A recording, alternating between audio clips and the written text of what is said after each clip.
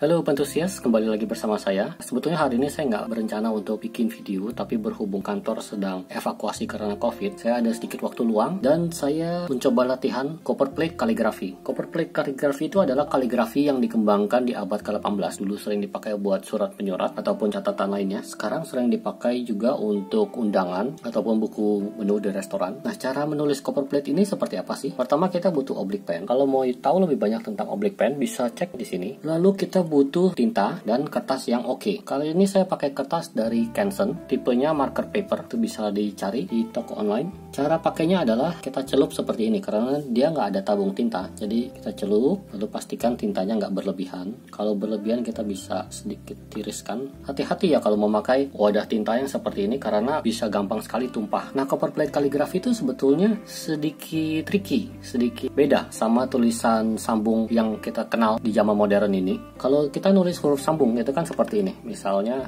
kita nulis minimum ya. Nah, itu kan nyambung terus sampai hurufnya selesai, atau mungkin begini, satu huruf nyambung terus, huruf I, huruf N, begitu kan. Nah, copperplate itu nggak seperti itu. Copperplate itu lebih seperti menggambar. Kita itu memakai beberapa bentuk dasar yang ini untuk membuat sebuah huruf. Contohnya, kalau kita mau bikin huruf M, kita akan butuh bentuk ini di awal, ya kan? Bentuk ini. Lalu ditambah lagi satu bentuk yang itu lagi. Lalu ditambah yang ini untuk penutupan terakhir. Nah, jadi huruf M. Nah, itu kita buat di 3 langkah. Seperti ini.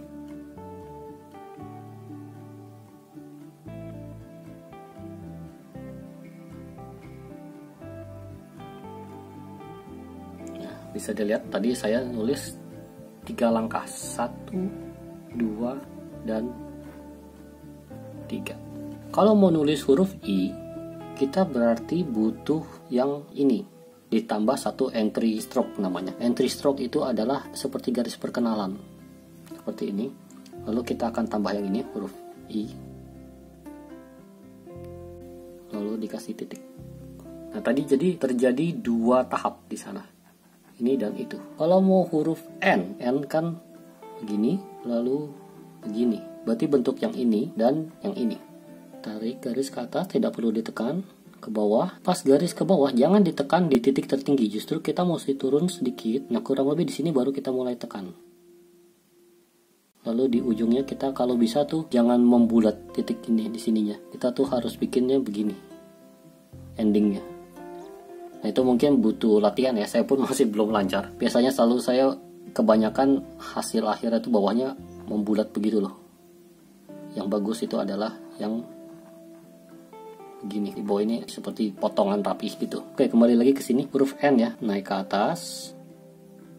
Jangan ditekan dulu, di sini baru mulai ditekan, oke. Lalu kita gabungkan, ini step 1. Lalu di sini kita mulai atas. Nah, jangan ditekan dulu, di sini mulai ditekan baru step 2. Sorry, di sini nih rada miringnya nggak bagus karena kepala saya kehalang sama lampu. Saya coba lagi, tarik ke atas, nggak perlu ditekan, ke bawah, mulai ditekan. Oke. Ke atas lagi, nggak perlu ditekan, ke bawah, mulai ditekan, mulai diangkat, naik ke atas. Nah, huruf N 2 langkah. Jadi beda ya kalau kita nulisnya sama yang nyambung semua. Hasilnya pasti nggak akan serapih kalau dipisah. Ini kita nyambung nih. Begini.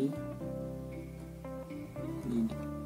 Tangan kita tuh akan sedikit kewalahan. Kalau 2 langkah ini kita akan istirahat di antara sini. Lebih enak nulisnya. Nah, kita kalau mau nulis huruf A misalnya, kita belum pernah pakai yang ini tadi ya. Huruf A itu adalah gabungan dari bulat dan yang ini. Mulainya tuh dari, kalau dari jarum jam itu angka 1. Dari angka 1 tidak perlu ditekan.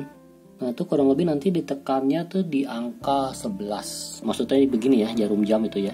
Jadi angka 1 di sini, angka 12 di tengah, angka 11 sedikit turun dulu gitu. Jadi mulai dari angka 1 ke angka 12 ke angka 11. Nah, angka 11 ini bisa mulai ditekan, diangkat lagi, lalu diketemukan angka 1.